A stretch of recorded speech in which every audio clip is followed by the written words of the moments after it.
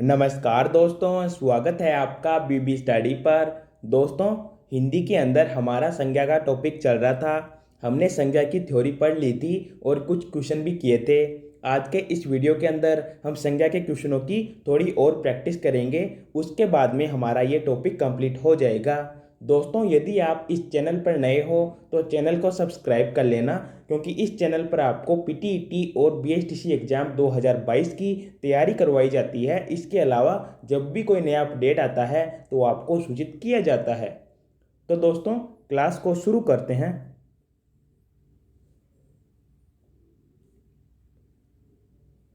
16वां question है, निम्नलिखित में से कौन सी भाववाचक संज्ञा की रचना विशेषण से नहीं हुई है? ममता, ऊंचाई, मूर्खता, चमक। दोस्तों, चमकीला एक विशेषण होता है और उससे चमक भाववाचक संज्ञा बनी है। मूर्ख एक विशेषण होता है और उससे मूर्खता भाववाचक संज्ञा बनी है।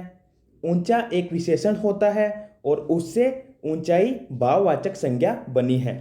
लेकिन दोस्तों, मम एक सर्वनाम होता है और उससे ममता या फिर ममत्व भाववाचक संज्ञा बनती है। तो यहाँ पर आपका राइट आंसर हो जाएगा एक, ममता, क्योंकि बाकी तीनों विशेषण से भाववाचक संज्ञा बनी है, जबकि ममता सर्वनाम से भाववाचक संज्ञा बनी है। दोस्तों, यदि आपको पहचानना नहीं आ रहा है कि विशेषण से कैसे भाववाचक संज्ञा बनी है, कैसे हम पता करेंगे, तो आप संज्ञा की 2 थ्योरेटिकल क्लास है वो देख लेना। उसके अंदर मैंने आपको अच्छे से समझाया है कि आप पता कैसे करोगे कि ये विशेषण है, तो आप वहाँ से पता कर सकते हो। चलते हैं आगे। 17वां क्वेश्चन, निम्नलिखित में से कौन सा शब्द भाववाचक संज्ञा नहीं है? 1 बैठक, 2 स्वस्थ, 3 कमाई, 4 जलन। दोस्तों, बैठक, कमाई और जलन ये तीनों भाववाचक संज्ञा है, जबकि स्वस्थ एक विशेषण होता है। मैं एक बार आपको बताता हूँ। स्वस्थ के पीछे आप कोई संज्ञा लगाकर देखिए। जैसे व्यक्ति लगाते हैं, व्यक्ति जातिवाचक संज्ञा होती है, और स्वस्थ के पीछे व्यक्ति लगाकर देखते हैं, स्वस्थ व्यक्ति। दोस्तों, स्वस्थ व्यक्ति का एकदम राइट आंसर निकल रहा है, एकदम राइट अर्थ निकल रहा है। इसका मतलब हुआ कि स्वस्थ एक विशेषण होता है। यदि स्वस्थ व्यक्ति का कोई अर्थ नहीं निकलता तो स्वस्थ यहाँ पर विशेषण नहीं होता। तो इस प्रकार आप विशेषण को पहचान सकते हो। तो इस क्वेश्चन का आंसर हो जाएगा 2 स्वस्थ। स्वस्थ एक विशेषण है, जबकि बाकी तीनों भाववाचक संज्ञा है। 18वां क्वेश्चन, निम्न में से कौन सी भाववाचक संज्ञा की रचना जातिवाचक संज्ञा से नहीं हुई है? 1 लड़कपन, 2 ऐश्वर्य, 3 घबराहट, 4 देवत्व। दोस्तों, लड़कपन की रचना जातिवाचक संज्ञा से हुई है। जातिवाचक संज्ञा के अंदर लड़का को जब भाववाचक संज्ञा में परिवर्तित करते हैं तो लड़कपन बनता है। दोस्तों, ऐश्वर्य की बात करें तो इसकी रचना भी जातिवाचक संज्ञा से हुई है। जातिवाचक संज्ञा के अंदर ईश्वर शब्द होता है और ईश्वर को जब भाववाचक संज्ञा में परिवर्तित करते हैं तो ऐश्वर्य बन जाता है। दोस्तों, उसी प्रकार देवत्व की रचना भी जातिवाचक संज्ञा से हुई है। जातिवाचक संज्ञा के अंदर देव होता है और देव को जब भाववाचक संज्ञा में परिवर्तित करते हैं तो देवत्व बन जाता है। इस प्रकार घबराहट की रचना जातिवाचक संज्ञा से नहीं हुई है। दोस्तों, घबराना एक क्रिया होती है और घबराना को जब भाववाचक संज्ञा में परिवर्तित करते हैं तो घबराना से घबराहट बनता है, यानी घबराहट की जो रचना हुई है वो क्रिया से हुई है। तो आपका राइट आंसर हो जाएगा 3 घबराहट। बाकी लड़कपन, ऐश्वर्य और देवत्व इन तीनों की रचना जातिवाचक संज्ञा से हुई है, जबकि घबराहट की रचना क्रिया से हुई है। यहाँ पर घबराना एक क्रिया होती है और घबराना से ही घबराहट बना है। तो आशा करता हूँ आपको समझ में आया होगा। चलते हैं आगे। 19वां क्वेश्चन, भाववाचक संज्ञा की रचना निम्न में से किससे होती है? 1 क्रिया से, 2 जातिवाचक संज्ञा से, 3 विशेषण से, 4 उपरोक्त सभी से। दोस्तों, हमने इसकी बात थ्योरेटिकल क्लास में विस्तार से की थी। यदि आपने वो क्लास नहीं देखी है तो देख लेना। दोस्तों, भाववाचक संज्ञा की रचना क्रिया से, जातिवाचक संज्ञा से, विशेषण से, इन तीनों से होती है और उसके अलावा सर्वनाम से भी भाववाचक संज्ञा की रचना की जा सकती है। तो आपका ऑप्शन नंबर 4 आपका आंसर हो जाएगा। क्रिया से, जातिवाचक संज्ञा से और विशेषण से, इन तीनों से भाववाचक संज्ञा की रचना की जा सकती है और इनके अलावा सर्वनाम से भी भाववाचक संज्ञा की रचना की जा सकती है। तो आपको समझ में आ गया होगा। चलते हैं आगे। 20वां क्वेश्चन, भाववाचक संज्ञा कठोरता की रचना किससे हुई है? 1 सर्वनाम से, 2 अवयव से, 3 क्रिया से, 4 विशेषण से। दोस्तों, कठोरता एक भाववाचक संज्ञा है और इसकी रचना कठोर शब्द से हुई है। कठोर शब्द के अंदर एक विशेषण होता है। दोस्तों, अब आप पता कैसे करेंगे कि कठोर एक विशेषण होता है? तो कठोर का वाक्य में प्रयोग करके देखते हैं। राम एक कठोर व्यक्ति है, यानी दोस्तों कठोर व्यक्ति।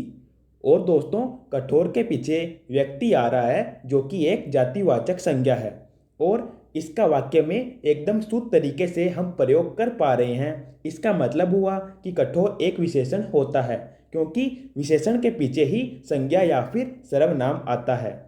तो आप इस प्रकार कठोर एक विशेषण है पता कर सकते हो, यानी वाक्य में प्रयोग करके विशेषण के पीछे यदि संज्ञा आती है तो आप पता कर सकते हो कि वह शब्द एक विशेषण होता है। तो दोस्तों, भाववाचक संज्ञा कठोरता की रचना कठोर शब्द से हुई है और कठोर में एक विशेषण होता है। तो आशा करता हूं आपको समझ में आ रहा होगा।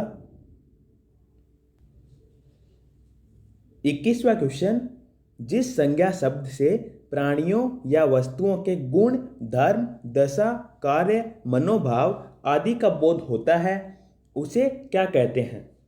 1 व्यक्तिवाचक संज्ञा, 2 जातिवाचक संज्ञा, 3 भाववाचक संज्ञा, 4 समूहवाचक संज्ञा। दोस्तों, जिस संज्ञा शब्द से प्राणियों या वस्तुओं के गुण, धर्म, दशा, कार्य, मनोभाव आदि का बोध होता है उस संज्ञा को भाववाचक संज्ञा कहते हैं। यानी दोस्तों, भाववाचक संज्ञा के अंदर प्राणियों या वस्तुओं के गुण, धर्म, दशा, कार्य आदि का बोध होना चाहिए तो हम उसे भाववाचक संज्ञा कहते हैं। दोस्तों, इसके अलावा जातिवाचक संज्ञा की बात करें तो जातिवाचक संज्ञा के अंदर प्राणियों, वस्तुओं, स्थान आदि की पूरी जाति का बोध होता है। जबकि दोस्तों, व्यक्तिवाचक संज्ञा की बात करें तो प्राणियों, वस्तुओं या किसी अन्य की कोई स्पेसिफिक बात होती है, यानी प्राणी या वस्तुओं में कोई हम स्पेशल बात करते हैं, उसकी कोई विशेष खासियत को हम ढूंढते हैं, उसे व्यक्तिवाचक संज्ञा कहते हैं। और दोस्तों, यदि आपने थ्योरेटिकल क्लास नहीं देखी है तो उससे आपको और अच्छे से क्लियर हो जाएगा, आप वो क्लासें देख लेना। तो इस प्रकार की संज्ञा भाववाचक संज्ञा कहलाती है।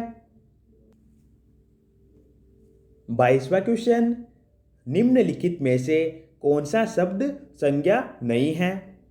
1 शीघ्र, 2 अपनापन, 3 निकटता, 4 स्वास्थ्य। दोस्तों, अपनापन, निकटता और स्वास्थ्य ये तीनों संज्ञा है, जबकि शीघ्र शब्द में कोई संज्ञा नहीं होती है। अपनापन दोस्तों सर्वनाम से भाववाचक संज्ञा बनी है, यानी सर्वनाम होता है अपना और उससे भाववाचक संज्ञा अपनापन बनी है। निकटता की बात करें तो निकटता विशेषण से भाववाचक संज्ञा बनी है। निकट एक विशेषण होता है और उससे निकटता भाववाचक संज्ञा बनी है। उसी प्रकार दोस्तों स्वास्थ्य की बात करें तो स्वस्थ एक विशेषण होता है और स्वस्थ से भाववाचक संज्ञा स्वास्थ्य का निर्माण हुआ है। लेकिन दोस्तों शीघ्र के अंदर किसी भी प्रकार की संज्ञा नहीं होती है, तो आपका आंसर हो जाएगा एक शीघ्र बाकी तीनों के अंदर भाववाचक संज्ञा है। तो आपको समझ में आ गया होगा। चलते हैं अगले क्वेश्चन की ओर। 23वां क्वेश्चन, निम्नलिखित में से किस संज्ञा की रचना क्रिया से हुई है? 1 मोटापा, 2 मूर्खता, 3 वीरता, 4 सुनवाई। दोस्तों मोटापा, मूर्खता और वीरता इन तीनों की रचना विशेषण से हुई है। मोटा, मूर्ख और वीर ये तीनों विशेषण होते हैं, जबकि दोस्तों सुनवाई की रचना क्रिया से हुई है। सुनना एक क्रिया होती है और दोस्तों सुनना से ही सुनवाई भाववाचक संज्ञा का निर्माण हुआ है। तो आंसर हो जाएगा 4 सुनवाई। सुनना क्रिया से ही सुनवाई भाववाचक संज्ञा का निर्माण हुआ है, बाकी तीनों विशेषण से निर्मित हुए हैं। तो आपको क्लियर हुआ होगा। 24वां क्वेश्चन, निम्नलिखित में से क्रिया से बनी भाववाचक संज्ञा है? अ थकान, ब बुढ़ापा, स मूर्खता, द अच्छाई। दोस्तों बुढ़ापा, मूर्खता और अच्छाई ये तीनों विशेषण से बने हैं, जबकि दोस्तों थकान का निर्माण क्रिया से हुआ है। थकना एक क्रिया होती है और थकना से ही थकान भाववाचक संज्ञा का निर्माण हुआ है। तो आंसर हो जाएगा अ थकान ये क्रिया से बनी भाववाचक संज्ञा है। 25वां क्वेश्चन, निम्नलिखित में से विशेषण से बनी भाववाचक संज्ञा नहीं है? ये दोस्तों 24वें क्वेश्चन को पूछने का एक और प्रकार है। इस प्रकार का क्वेश्चन भी आपके एग्जाम में आ सकता है।